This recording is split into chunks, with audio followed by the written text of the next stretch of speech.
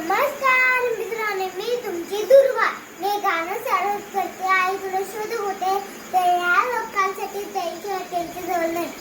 शोधू कुठे आई तुला, नाही दिशा मी शोधल्या, तुझ्या पावलांच्या पाऊल पुन्हा खात्याते वाने चोरल्या.